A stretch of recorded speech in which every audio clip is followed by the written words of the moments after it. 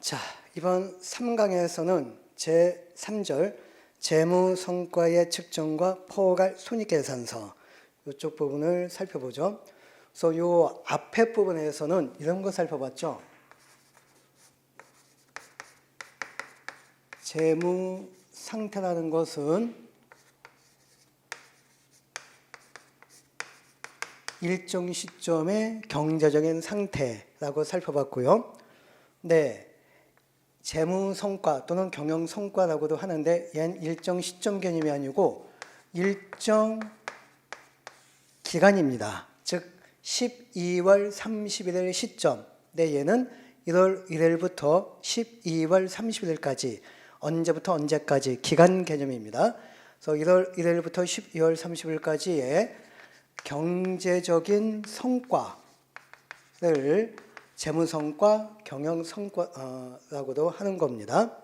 그래서 요거하고 이제 비교하면서 공부하시면은 이제 좀 더 머릿속에 이제 남게 되어지는데, 자, 경제적인 성과는 뭐냐? 그냥 결국 이거예요. 1년 내내 사업을 한 결과 흑자가 발생되어지면은 경영성과가 좋다. 근데 적자가 발생되어진다면 경영성과가 안 좋다. 뭐 이렇게 파악을 하게 되어지는 겁니다. 또한 재무 상태의 건전성 여부를 파악을 하려면은 세 가지 데이터가 있어야 된다고 그랬죠. 자산, 부채, 자본. 얘도 마찬가지입니다. 재무 성과가 좋으냐 나쁘냐 요걸 파악을 하기 위해선 여기는 두 개 수익과 비용 두 개 정보가 있어야지만이 재무 성과가 좋은지 나쁜지 요걸 파악할 수 있고, 이 자산부채 자본을 담고 있는 표가 BS라고 하였습니다. 그리고 재무성과를 파악하기 위한 정보 수익과 비용을 담고 있는 표는 좀 긴데요. 포괄 손익계산서라고 합니다.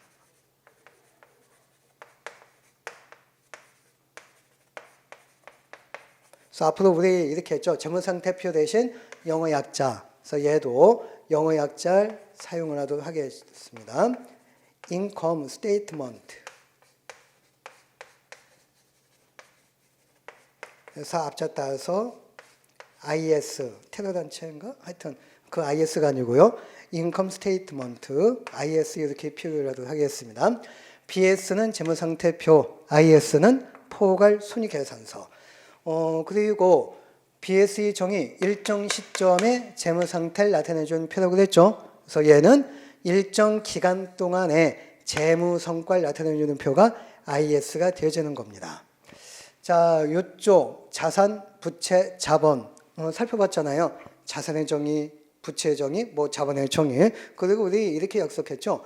처음부터 그 공식 정의, 원칙적인 정의 살펴보면은 너무 골치 아프다고 그랬죠. 이거는 이제 차츰 열심히 공부하시다 보면 뒷부분에 나오는 원칙적인 정의는 그냥 저절로 파악할 수 있다고 하였습니다. 얘 정의는 더 어려울 수 있어요. 자산부채 자본의 정의보다도. 그래서 요거의 구체적인 정의는 28종 맨 꼭대기에 소개가 되고 있는데 지금 그거 공부하지 마세요. 역시 이거 공부하려면은 당최 이해가 되지 않습니다. 나중에 나올 걸 지금 이제 처음부터 열심히 공부하려고 하니 그게 됩니까? 그럼 회계학 점점 공부하기 싫어지는 거죠. 그럼 안 됩니다. 그래서 어려운 것도 일단 쉽게 가도록 하겠습니다. 뭐 거기 정해 보니까 28종 맨 꼭대기에 뭐 수익은 자산의 증가 또는 부채의 증가, 부채의 감소로서 자본의 증가를 나타내는 것이고, 뭐 자본 청구권 보유자 이게 결국 주주인데 출연한 것을 뭐 제외한다 이렇게 뭐 정의가 나 있는데 그거 절대 보시면 안 됩니다. 쉽게 가도록 하겠습니다. 그래서 여기에서는 자산의 정의 어떻게 했나요? 자산은 기업이 갖고 있는 물건과 남으로부터 돈을 받을 수 있는 권리, 재화와 채권이라고 하였습니다. 그리고 부채는 갚아야 될 빚, 채무라고 하였죠. 여기도 마찬가지입니다. 1년 동안 사업을 합니다. 그럼 1년 동안 사업을 하게 되어진다면 1년 동안 벌어들이는 게 있잖아요. 물건 팔면 벌어들이는 게 있겠죠. 그래서 사업을 하면서 1년 동안 벌어들이는 것들, 들어오는 것들, 이게 그냥 수익이다. 이렇게 쉽게 가도록 하겠습니다. 자, 이 벌어들이는 것은, 버는 것은 그냥 버는 게 아니죠. 쓴 게 있기 때문에 쓴 게 있기 때문에 벌어들이는 게 있겠죠. 인풋이 있기 때문에 아웃풋도 있게 되어지는 겁니다. 그래서 일정 기간 동안 벌어들인 거 수익, 일정 기간 동안 벌어들이기 위해서 쓴 거 비용이다. 이렇게 가볍게 넘어가도록 하겠습니다. 자, 그러면 1년 동안 번 거하고 쓴 거하고 비교해 주면은 쓴 것보다 벌어들인 게 더 많을 수도 있잖아요. 그때는 흑자가 발생되어진 거죠. 그래서 경영 성과가 좋다. 근데 벌어들인 것보다 쓴 게 더 많을 수도 있죠. 번 것보다 쓴 게 더 많다면 당연히 적자가 발생될 수도 적자가 발생되어지는 겁니다. 그럼 경영 성과가 안 좋다. 이렇게 이제 표현을 하게 되어지는 겁니다.